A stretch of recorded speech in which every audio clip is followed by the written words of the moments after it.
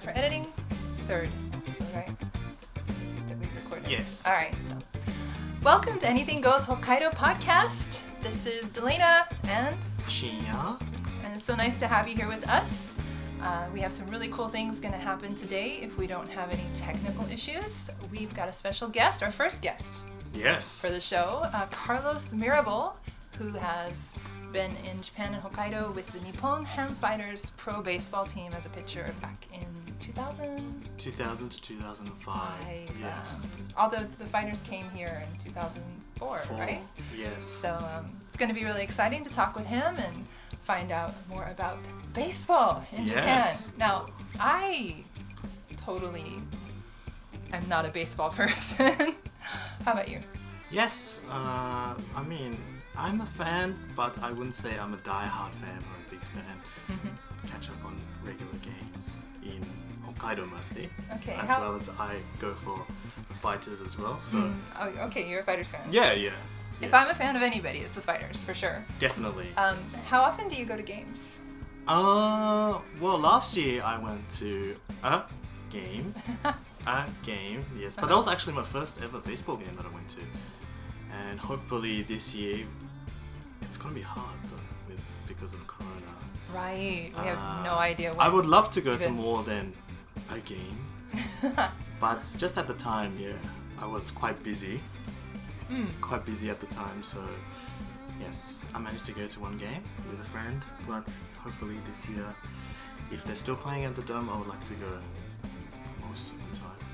Mm-hmm. Yeah. I think the last game I went to was a few years ago.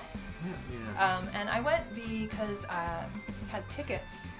So my partner is a manga artist, and they had this collaboration with the Hokkaido Manga Association. Manga is comic books, Japanese comic books, kind of connected to anime. If you're not an otaku and you don't know what we're talking about, if you're just like I'm pretty checking, sure most people who are watching something about Japan probably know what manga is, but a lot of people are like, what's a manga? I did not. Really? Yeah. Back in the States, a lot of people are not necessarily. Okay, you're young, and you have the advantage of having YouTube and Google and stuff, which did not exist when I came here. Wow. So I know. But anyway, so the Hokkaido Manga Association did a collaboration with the Fighters 2, 3, 4 years ago, and they put up these huge posters of the artwork in Sapporo Dome and gave tickets to the artists. And so I went with my kids to see a game. So you went because you got free tickets. Yeah, exactly. I'm not a sports watcher typically. I'd rather be doing something myself. And yeah, so we went there. It was really cool. My partner had great, big, nice, huge poster of a girl with the Fighters gear on and pitching in like the world. It was really cool. Instagram at Makoto Miyazaki Manga. If you want to check it out, it's on there.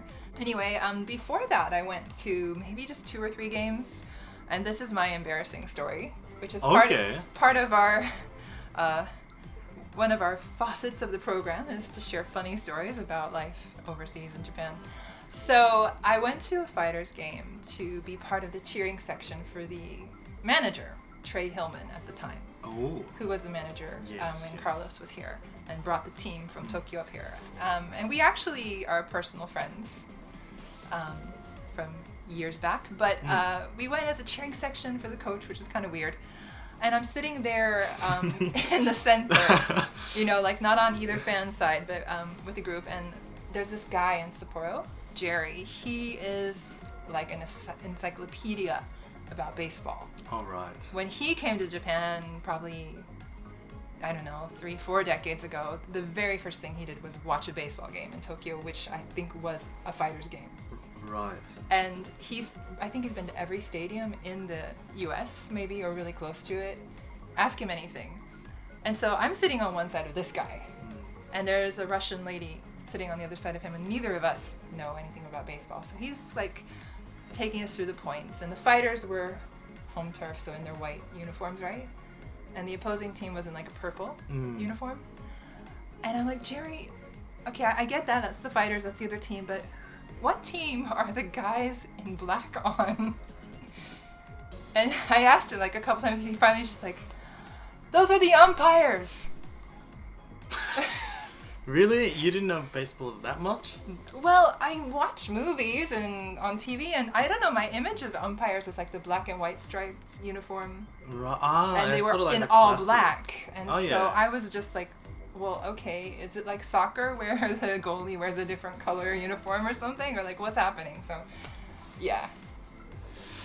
Duh. That's a cringe moment right there for the young people, I think. Uh-huh. This is just the whole world. generation gap right there. We have those. That's part of what makes it fun to work with you. Is that generation gap.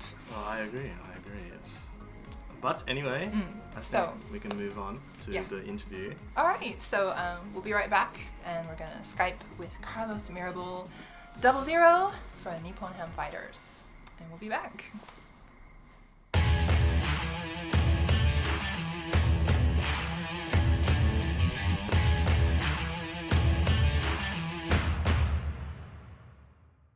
All right, so Carlos Mirabal, welcome to Anything Goes Hokkaido podcast. It's great to be I'm here. so happy to have you on. Yes, oh, no, I'm happy to be here. Yeah. All right, so first of all, I know nothing about baseball except my friendship with you and Trey Hillman, and otherwise clueless. So Shinya, I know, is a big fan of baseball and knew exactly who you were when I said you were going to be a guest on the show. Yep. So I'm going to say Shinya, take over. Oh, okay, sure, yes. I wouldn't say I'm a big fan of baseball, but I do keep up with still the Nippon Ham Fighters at the moment today. And while my parents were living in Hokkaido between 96 and 2002, I remember my father especially talking about you, Carlos. Oh, wow. Yes, during that time. So my dad is a big fan of baseball. He used to be a pitcher for the state teams, one of the state teams in Australia when he was younger. Very nice. Yes, so yes, I try and go to a few baseball events here and then, but yes, it's a pleasure to have you here. Thank you very much. Thank you. Thank you. Yes. Anything else, Delaina? Yeah, so Carlos, tell us how you came to be in Hokkaido before. Well, I joined the Fighters in the year 2000, and 2004, the whole Fighter team moved from Tokyo up to Hokkaido. So we were the first, basically the first team to be based in that area, and which was very exciting. A little hard at the beginning because everybody up there seemed to be Yomiuri Giants fans. So, we did a lot of work in that 2004 season. I remember really, that season and how hard you guys worked to get fans. Yeah, we did a lot of things outside of the stadium to just try to let the fans know that we're your team now, so you can support us. We did a lot of things for the fans. It was actually pretty good, and the thing that gets me a little emotional and excited is this past year, Toys R Us brought me back to Sapporo, so I can do a little speaking engagement, for people at Toys R Us. And it was during Golden Week, so I had a chance to go to a couple of the Fighters games. So to see the response of how the Fighter fans, or how the Sapporo fans and Hokkaido fans took to the Fighters, just in the whole town, like everywhere you went, you saw something Fighters, anywhere. And I remember when we first went up there was none of that. And we had to really kind of create all of that to get people to know who we are. So to see how oh my gosh, I want to say, what was that like? I mean, you did well then. 15 years. It's turned into something that's pretty amazing. Yeah, it's incredible, the fan base you have here for the team, and I know you guys really did the right approach to, not directly try to like take away people from being Giants fans, but just, you know, like come support us, we're your team now. And fighters are everywhere. Absolutely. No, what absolutely. do you think about you know, the fighters are planning to move from the Sapporo Dome location as their home base? Have they decided exactly where they're going to move to? Yeah, they've already put up plans for the stadium, the new stadium. I think it opens in 2023. I've seen it on the internet, you know, like the drawings of it and little models of it and stuff like that. And supposedly it's going to be pretty much the most amazing athletic stadium in the world when it's finished being built, comparable to what the Dallas Cowboys have in Jerryland in Dallas. Wow, that's really exciting. And the Sapporo Dome itself was very innovative when it was created, because I think it was one of the first and still very few places that has like a removable soccer stadium on real turf that you can wheel in and out. And so you guys shared the stadium with the soccer team, the Consadole, if I recall that correctly. Yeah, I know this stuff because I do the English announcements for the guided tours at Sapporo Dome and some videos about it. So very nice. Just random information there. Yeah, we actually when the pitchers, you know, we have to do our running. So when we first moved to Sapporo Dome, we would actually, as a group of us pitchers, we would actually go outside and run on the soccer field, and awesome. And that's where we'd running. Yeah, so it was pretty cool. You know, we'd go all the way out, and we'd be on the side. We wouldn't be like in the middle of the field. We didn't want to ruin it, so we were like more on the sidelines and stuff. And we would do like our running and sprints and just all kinds of stuff out there while the other guys were taking batting practice inside. Oh, I've got a question. Yes. So, well, at that time, so you started in the 2000 season in Japan. So how did you find that option to move to Japan for your career? And how was your first time in Japan at the time, 20 years ago now? Yes. Yeah, actually, 20 years ago. Wow. I was actually playing baseball in Taiwan. Okay. I was playing in Taiwan's professional leagues. I spent 3 years there, and every year I would make videotapes of my pitching and send them to teams in Japan.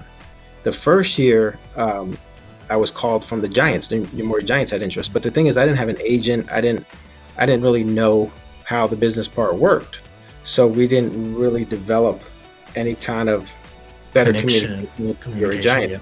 So the second year I was in Taiwan, I did the same thing, sent videotapes. We didn't have anybody calling. The third year, I sent videotapes as well. I had a really, really good year in Taiwan. All 3 of my years were really good in Taiwan, but the third year I became a closer. So I sent the videos, the Nippon Ham Fighters contacted me because they needed a closer. And at the time that they contacted me, it was toward the end of the season. And in Taiwan, we had made the championship. So we were doing our championship round. Right. And they asked me if I would fly over when it's over to throw for them live. And then they'll make a decision on whether they want to sign me or not. So as soon as the last game, we were in Taipei and we finished the last game. The next morning, I was on a flight to Japan. And the guy from the Fighters, Toshi Shimada, picked me up. Drove me to it was like an instructional thing at the time. I don't remember the name of the town, but SeaWorld was there. Okay. So we were at the hotel in SeaWorld. The SeaWorld for that area was like right down the street. So I was like, oh, this is pretty cool. And then I threw for them, and then they decided to sign me for the 2000 season as a closer. And then that's how it kind of all began. So I didn't have an agent to go over there. I did everything myself. And then, when I got to Japan, I was familiar with, I guess, the culture of things, because in Taiwan, they almost similar. They want to copy the culture of Japan, and the baseball style that they play, and just everything. So when I got to Japan, it was just like it was almost like I was already familiar with how things work. It was just a different language. and I found more people because I was based in Tokyo. I found more people spoke and understood English, and it was a little easier to navigate and get things in the Tokyo area as opposed to Taiwan. So I just jumped right into Japan, and I was pretty much familiar with how everything runs. It wasn't really new to me, other than the talent level, the baseball talent level. They're a lot better in Japan. So to me, I was excited to. That was my goal, was to jump to Japan, and then hopefully, come back to the United States and play. But I just wound up spending 6 years in Japan. That's we great. were really lucky to have you here. Oh, and I love it. I love that you came up to Hokkaido. So how did you do with Hokkaido weather-wise and city-wise after being in Tokyo so long? Well, for me, it was, the whole experience was emotional, because I started with the Fighters in Tokyo. I was a closer for 2 years, and then I became a starter. So the 2000-2001 season, I was a closer. 2002-2003, I was a starter. And the thing about it was, I was an opening day starter in 2003, and I had a really great year. I believe I won 16 games that year. But the thing about it was, I was the starting pitcher in the last home game at the Tokyo Dome for the Nippon Fighters, because that was the last home game that we had there as the Fighters, because the following season we're going to go to Hokkaido. So I wound up pitching that game, and I pitched 8 innings, great. And then in the 9th inning, we had like a 5-0 lead, and I wound up giving up 5 runs in the 9th inning. Oh, damn. Yeah, the Tokyo Dome was packed with everybody. People wanted to say goodbye to us, and I just remember I pitched 8 great innings. I remember Trey came over to me, "How do you feel?" I was like, "Oh, I feel good." Now, me as a pitcher, whether I was tired or not, if you ask any starting pitcher how they feel, they're always going to tell you they feel good. But meanwhile, I was already at like 120, 125 pitches. I wound up going 165 pitches in that game. And when I came out the game, the score was tied now. We had like a 5-0 lead. Now all of a sudden it's 5-5. And I'm sitting there, and then we wound up going to extra innings, and we wound up losing the game. And I remember when the game was over, we had to go out on the field and pretty much say goodbye to all the fans. So I was emotional. I was like crying, because I was just like, oh my God, like I had this opportunity to give the fans the last game in the Tokyo Dome as a win, and I pitched great for 8 innings, and then I blew it, and I cost us the game, almost the game in the last inning, and I felt horrible. And so at that point, I was like, oh my God, like I really felt horrible. So then going into the off season, now we're going to move to Hokkaido, so it's a new experience. You know what I mean? And here I am, I'm still thinking, wow, I didn't give the fans in the Tokyo area a win to leave, which was great going to Hokkaido. So when we got the spring training, there was a lot of talk about, because in Okinawa the weather was a little warmer, and we were all like, what's it going to be like in Sapporo? And I just remember when the plane landed and they had the video screen showing the outside, and it was snowing. Everybody was like, uh-oh. But the thing is, it was, we adjusted well. Trey Hillman did a great job to really get all the players and the organization and the coaches to really understand that, we have a great opportunity here to take a brand new situation and really get these fans on board, to let them know, like, we are your team. We're here for you. And the weather just kind of freaked everybody out at the beginning because it was snowing so much, but we adjusted well, and it just was a lot of work, and it was great. It was a great season. We actually wound up making the playoffs. Yeah, you did. That's the first time they did the playoff system. So, and I remember, so this was my chance, I felt, to kind of kind of really helped the team. I had the first half of the year, I didn't really have such a good first half. Trey, Mike Brown was also there, Toshimata, all of these, and the other coaches, I was struggling a little bit. I had a little bit of a health issue. And then I remember meeting with Trey after one of the games I didn't do so well, and he sent me down to the minor leagues. I thought it was going to be like forever, but it turned out I only really missed one game because it was right before the All-Star break. And I remember I went down to the minor leagues. I took my family. The team actually put us in the Tokyo Hilton, which was like in the parking lot of Disneyland or Disney City and the Magic Kingdom down there, which was pretty cool because I would take the train around, go to the minor league facility, practice, do what I had to do, come back. I was back by 12 o'clock in the afternoon. And at that time I was married with my daughter, and my wife would take my daughter to breakfast in the Magic Kingdom. And then they would come back, we would have lunch at the hotel, swim for a little bit, and then we would go back to Disney for dinner. And then at nighttime, because I had to get up early for practice, our room, when you open up the curtains, you can see the fireworks. So I just remember I would be in bed with my daughter, and then we'd open up the curtains, and then the fireworks would go off. And it was really cool. It was relaxing. I was able to get myself healthy. My mind was more into it. And then I remember Trey called me up and said, hey, when the All-Star break is over, meet us in Chiba because we're going to play the Latte Marines. You're coming back.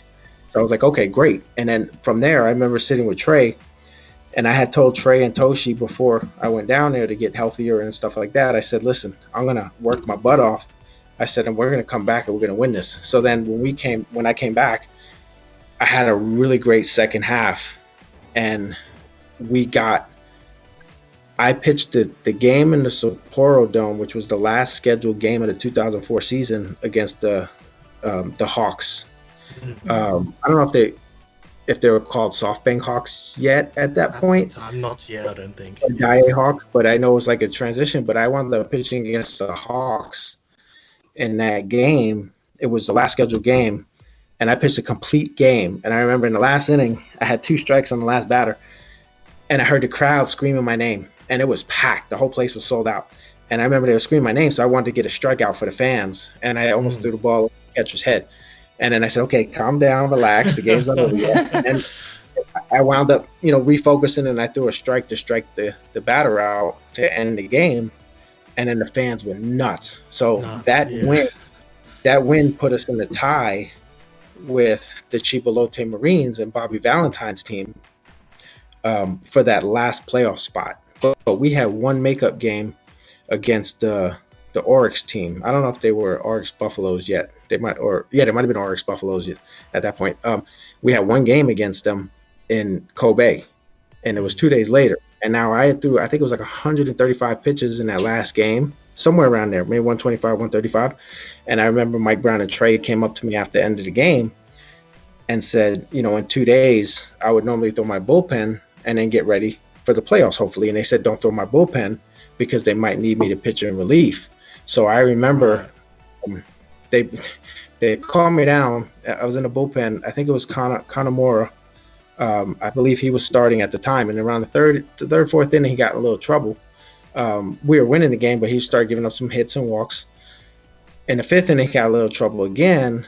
And I remember Mike Brown called down to the bullpen and said, hey, start throwing. So as soon as I got up and I walk over to the mound, he gets the 3rd out.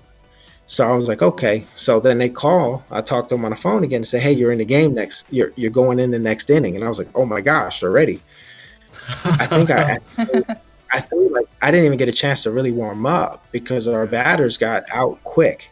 So I remember, I want to say I only threw like not even 10 pitches to warm up.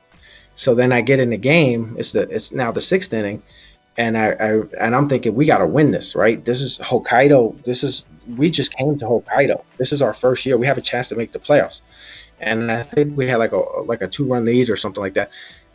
And I just remember getting in the game, and I think, oh my God, I think I walked the first guy, hit the second guy or something like that. And I was like, uh-oh, I'm not really warmed up. And plus I just pitched a whole game. 2 days. 2 days So ago. then I said, all right, well, you know what? I said, this is just how it has to be. I said, we got to win this. I don't care how I feel or whatever. We just gotta win. So I wound up getting a double play. Then I got the next guy out. I go to the bench. I'm thinking I'm done because, I just pitched a lot. I wound up pitching 3 innings. And then the 7th inning, I did great. The 8th inning, I did great. And then our closer came in. We won the game to go to the playoffs. So that was just awesome. And I believe the Sapporo Dome had people in it watching the game on the screen. And I know the Chibolote Marines had people in their stadium watching the game too. And it was the only game that was going on. I don't think the Central League was even playing.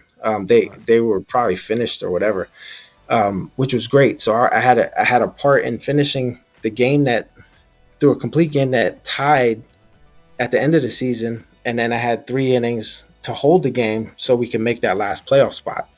And then we get to the playoffs and we lost the first game. And then I pitched in the second game and we won. And then we went into the third game, and we were losing up until the last inning. I believe it was Ogasawara had a game-tying home run. And we got all excited. Everything was great. Yep. And then the bottom of the 9th, the first batter hits a home run and we lose. Oh, wow. Yeah. But I just remember that was the start of the fighters in Sapporo. You know what I mean? So we were able to do what the plan was from spring training when we had a meeting, like a team meeting, and Trey and the organization, everybody was talking to us.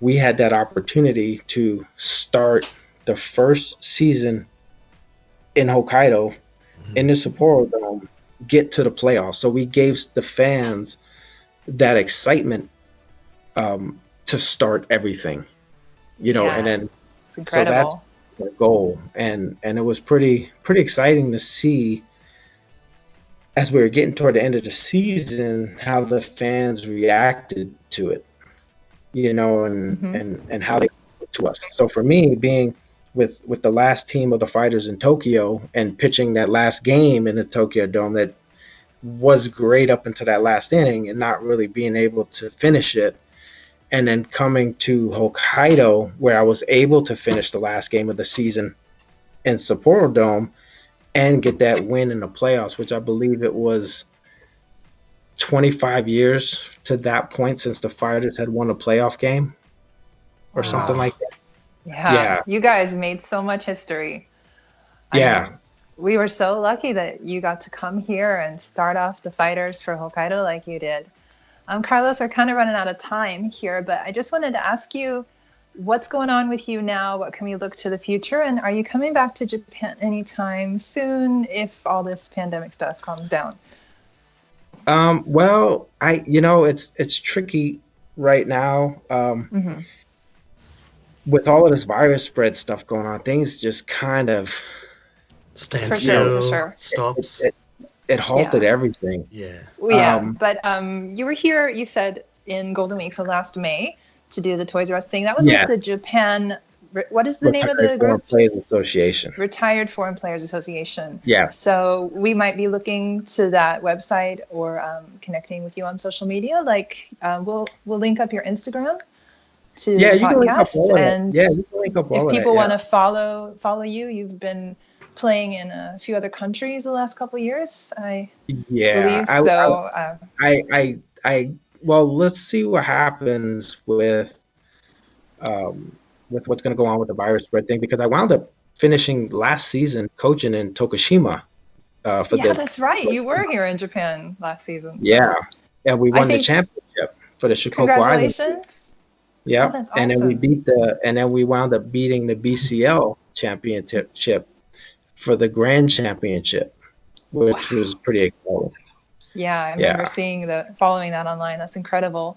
Well, Carlos Mirabal, 0-0 for the Nippon Ham Fighters from 2000 to 2005. Is that right? Yep, 2005. Well, thank you so much for being a guest here with us on Anything Goes Hokkaido. We hope to have you back again in person sometime down the line. And I hope please stay well with your current quarantine in New York. I appreciate that. Thank you. And everybody in Japan, please be safe. Yeah, we are. We're doing the social distancing thing really well right now. So, Good. Yeah. all right, everybody, please follow Carlos on Instagram or, do an RS feed on his news and keep up with his adventures. And thanks Yeah. again. Thank you. I appreciate it. Thank you very much. Stuck Yeah. it. Thank you. Thank you.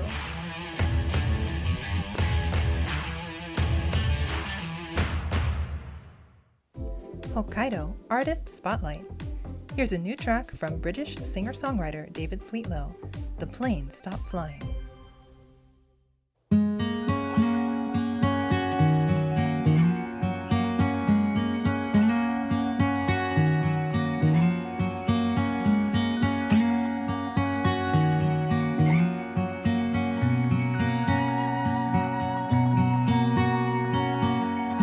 The plane stopped flying. There's nowhere to go. The people are staying at home. The streets are empty. There once was plenty. The old afraid to die alone. The world's in hiding. The market's lying. And social distance is now the key.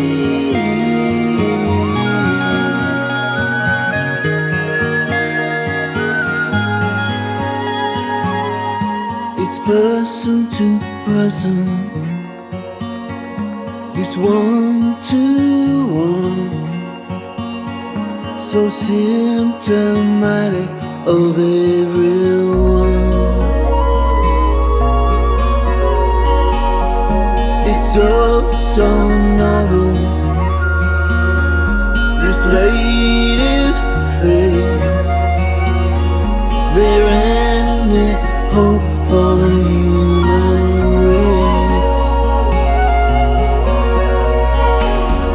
So stay away.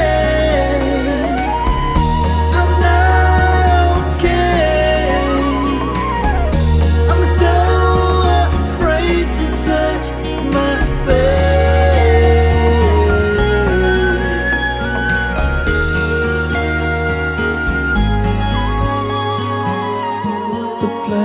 stopped flying. The plane stopped flying. The plane stopped flying to Rome.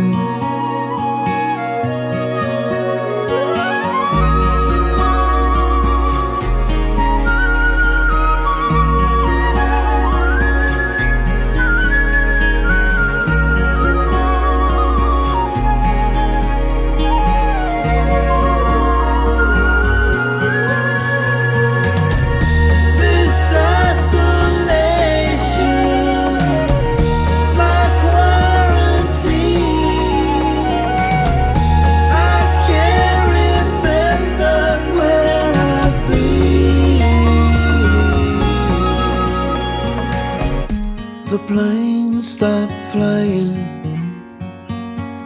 There's nowhere to go, 'cause people are staying at home. And now, back to our regular scheduled programming with Shinya and Delaina. Why is your face always red? I don't know. Why is your face always red? Does your face get red when you drink? Yes. Yeah. No, I was drinking teacher's bourbon last night. You saw the post. I thought it was funny. Just like, oh, there's teachers. I'm a teacher. Do you like it? I'm not a big fan of teachers, but not straight. Like, I think that flavor, but it was good as a bourbon Coke. Like, I liked it then. But yeah. I do usually like alcohol on the rocks. Yeah, I do too. Like whiskey and stuff. But there are some whiskeys that it's better to drink straight and it's better to drink with water. But you just have to research it.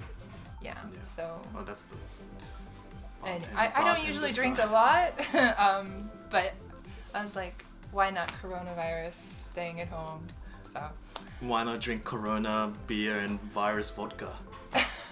Oh, I didn't even know there was a virus vodka. Oh yeah, there's a vodka called Virus. Okay. So I just. There's so many. Do you know memes? No. Memes, like the online memes. Yeah, online memes. Of course. Okay. I'm not that old. Okay. I think less people know about memes than manga, I think. Really? Yeah. Alright. It depends. Where you're from, I guess. Yes, so there's many memes with Corona and virus. So. Yeah, I've seen that. I thought about getting a case of Corona at Costco because they've been having it on sale, like really on sale, but I can't drink that much. Because nobody else drinks in my house, so. I'm actually not a big fan of Corona beer. Neither am I. So just for making memes or posting it, it would have been funny, but... Sapporo Classic, 100%. Yes. We should try and get sponsored by Sapporo Classic. That'd be good. I can't do... I mean, I can, but I would turn so effing red when I drink alcohol, so... Yeah, so I had like pink cheeks after a couple shots of that with my bourbon Coke last night. Oh, that's alright. But so is it true? Like Japanese people in general turn red when they drink, or it's pretty common? It's not Japanese. It's Asian. Asians. Okay. And of course, so you're it goes through genetics, really. My mother gets it. Okay. So I get it.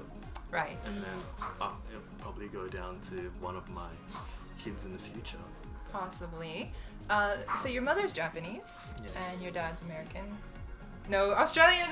American? My bad. What? See, this is part of the rivalry. America Australian. is amazing.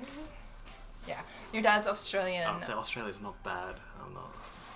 Australia's probably I'm not amazing. gonna I be want to like, go oh there. my god, Australia's amazing. And, It probably is. Oh, for me, Australia's not bad. I'm not gonna say it's amazing, but it's not bad. There's positives and negatives everywhere. This is true. Same with my country. I'm gonna stay. Stay neutral. Let's. Yes. Okay, Stick but to reality. I was gonna ask you, what do you prefer to be called? Do you like to be called hafu or mixed race, I don't or care. you don't care? I don't care. Okay. Everyone's called me half so many times. Everyone's called me Asian so many times. It's Okay. just not a big deal anymore. All right. Did it bother you in the past when you were like growing up, or? Of course, like I'm half, but of course you could see a lot more Asian side of me. I just do think the Asian blood is much stronger than the white. Of course, for your kids, the same. Yeah. In general, I think the Asian DNA. What's your natural color hair again? It's the color of my eyebrows, kind of this brown color. Oh, okay. So you're not actually blonde. No, I dye my hair blonde for my work in videos and stuff, because it seems to be more matching the image of like the pale white foreigner. But So- my dad was pretty much blonde. Okay. Blonde. I don't know. His hair color would change every season. Like it would be like we say ranga, Ranga? What's Ranga? orange, Oh, orangutan. I was gonna ask you if he was a redhead, because redheads' hair. Like he it was a really mix. Like when he was changes in younger, season. he was a mix of orange, red, and blonde. Okay. But now he's like a very light brown. Yes, so it does change by season, but after he's gotten older, it's been around light brown. Okay. Very, very light brown. Yeah, I've seen that with some of my redhead friends. My grandmother was a redhead. Okay. So yeah. No, my dad's not like a full redhead like Ed Sheeran, for example. Not that Not a much. ginger. Not a ginger. Okay. Yeah. Anyway, we are basically running this on a shoestring budget. However, I did spend 400 yen to buy something at the supermarket the other day. Ta-da! Strawberries. Now, why is this important to me and Japan or Hokkaido? Yes, ask me why. Because Japanese strawberries are the bomb. Would you like one? Yeah, of course I'll eat one, but Or a few? I think You the know, best way yeah. is to take the top off Okay. and eat it from the top. I have read that, heard that, seen that before. Thank you, Mr. Chris Broad from abroad in Japan. Yeah. Okay. Is that where you picked up the tip? Yes. All right, And let's I do think. do it broad style then. So that's because the sweetest part is At the the bottom. bottom, and you want to save it for last. I'm totally cool with either way. But I just remember when I first came here and I tasted these perfect. I mean, look at the shape of these things if you're watching on our video. Every one of these in this box is like exactly the same size and shape Yeah, within but- a little differentiations. I don't mind ugly strawberries. No, I love to buy the really tiny ones that are even a bit ugly because they're cheaper. I like and the they're fat ones. You like there are all kinds of strawberries here. But when I grew up in the States, we would get strawberries and put powdered sugar on them because they were not very sweet. And when I first tasted a strawberry in Japan, I was like, this tastes like it already has powdered sugar on it. It's that sweet. And so I don't know what I don't strawberries like you're to eating, buy- but I don't like to buy American strawberries anymore. in Australia, I'm pretty sure it's not Australian strawberries, but we import it somewhere where it tastes pretty much like this. So. Okay. So I guess in the States, if you get imported strawberries, they might be like this, but I never had them. I mean, So- fruit is always pretty good in Australia, I think, Yeah. compared to vegetables. Well, I mean, warmer climate. A Oh, lot I of the lived time. I lived in tropical areas, so mangoes, pineapples, Oh, yeah? bananas are amazing, the best. Like Well, you can't get Yeah. good mangoes or pineapples here. no, in Japan. and not if not paying like A shit ton. 2,000 yen or a lot. So I actually grew up in Florida as well. So you should be able to get And good yeah, stuff like my that. mother, every mango season, will get her hydrator out and hydrate the heck out of mangoes and send me bags of like dried mango slices. Wow. Completely organic, sweet as you could ever taste. And papaya. And Ooh. my mother's really into being prepared for this kind of pandemic stuff and having edible things in her garden. And so like everything in her yard in Florida you can eat. From the leafy green spinach trees to That's all kinds nice. of yeah, it's really smart. Gardening's cool. I like to do gardening sometime. But Yeah, it's hard to do in Japan. it is It's not- really hard to do, especially in Hokkaido because our growing season's really short. I mean, a lot of my family in Hokkaido still grow during the summertime. When Mm-hmm. winter is finished, they do grow eggplants, Yeah, cherry tomatoes, cucumbers. tomatoes, cucumbers, Tomato. tomato. Uh-huh. Yes. Well, so they yeah. yes, they still grow, but of course during winter time it's just all gone, so you just have to redo it. Well, for sure, and of course Hokkaido, especially the Tokachi area, provides I think 2,000% of the produce for Japan. For Yeah, like in Hokkaido we grow more than like 2,000% of the food oh yeah, probably. for the country. It's not surprising. Not surprising. So of course Hokkaido's super fertile, rich place, but it is a short growing season, and if you're a home gardener, it can be a bit tricky to get things But in the it ground. is it is really good. It's not too hot. Yeah. When you start about now, this time, after a month, it's already like starting to grow and everything. So Yeah. Saw the crocuses out. Some of the flowers are beginning to bloom. I think we had a kind of short winter this year because it started really late not kind of, yeah, it was really and short. then it's already melting. It's a bit early. Well, I came to Sapporo last year on the 1st of April, so Oh, so a year and 2 days. your Sapporo anniversary. You don't have a Japan anniversary because you were born here. Yeah. But for the foreigners that have come to Japan as expats, we have this Japan anniversary thing.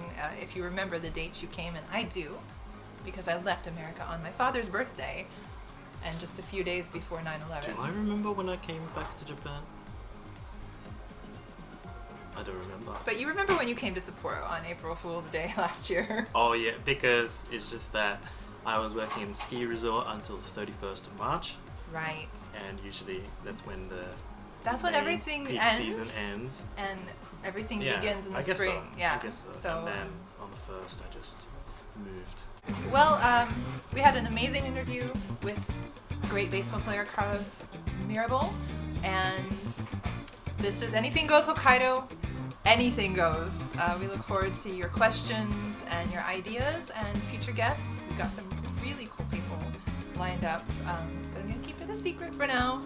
And please tune in next week. We will be back. I'm Delaina, I'm Shinya. and this is Anything Goes Hokkaido. Shitake! Ciao.